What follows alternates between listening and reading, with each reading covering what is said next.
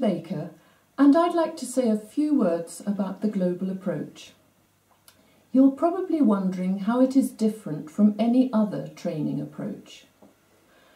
Well, perhaps I can best describe it by comparing it to how you learn to drive a car. Learning to drive isn't a series of separate operations.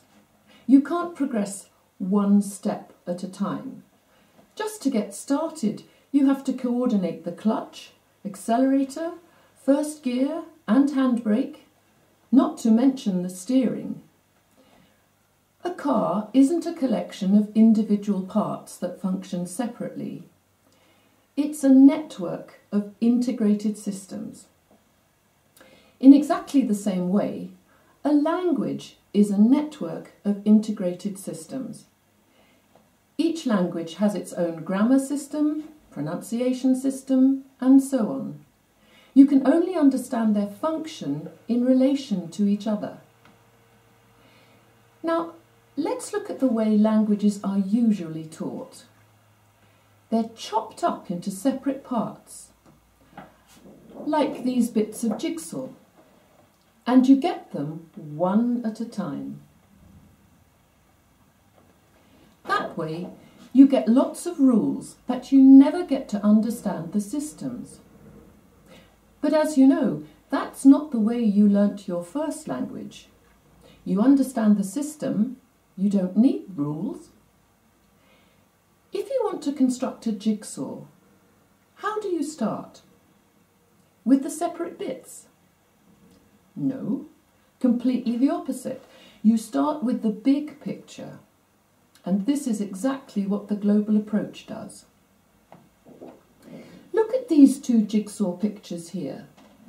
Imagine that one represents your language and the other represents English. They're both communicating the same idea, in this case, a house. But like different languages, they are divided up differently. So you can't take a piece from one system here and fit it into this system here.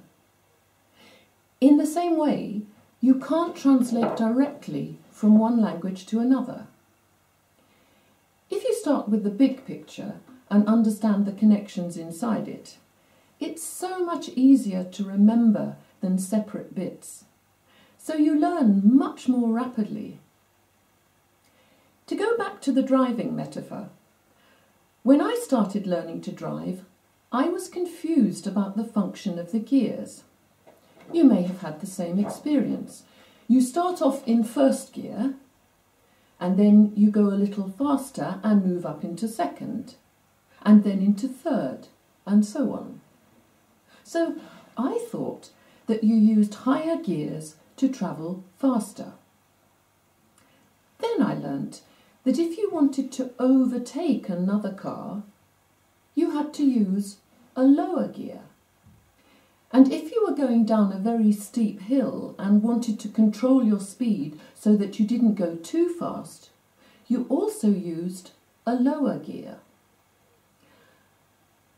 Well, what I hadn't realised was that gears are not about speed. They're about power.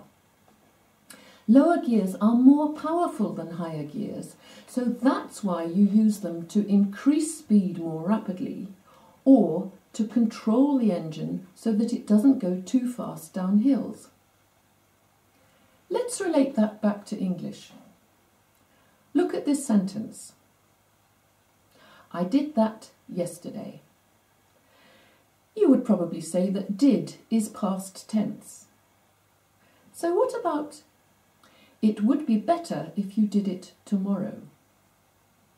We've used the same form did, but it's clearly not referring to the past. In fact, tomorrow is referring to the future. So what's going on? Well, many people think that English tenses are about time, but they're not. In these two sentences, the words yesterday and tomorrow give you the time reference, not the verb did.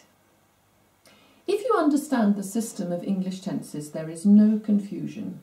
English verb forms are multifunctional, but the system is absolutely regular.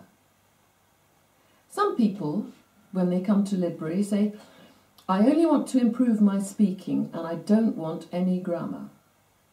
And I perfectly understand why they say this. For a start, they think they're going to get more of this, more chopped up language and more rules. And if that hasn't worked after you've learnt English at school for several years, why should it work now?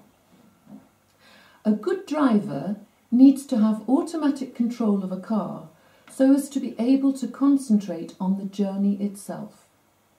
A good communicator needs to have some automatic control of the language so as to be able to concentrate on the communication. Using the tools of the global approach, you can understand and use the systems of English as you develop your power of communication. So let's just talk briefly about these tools. We all learn through our senses, what we see, what we hear, and what we do. We also use our intellect.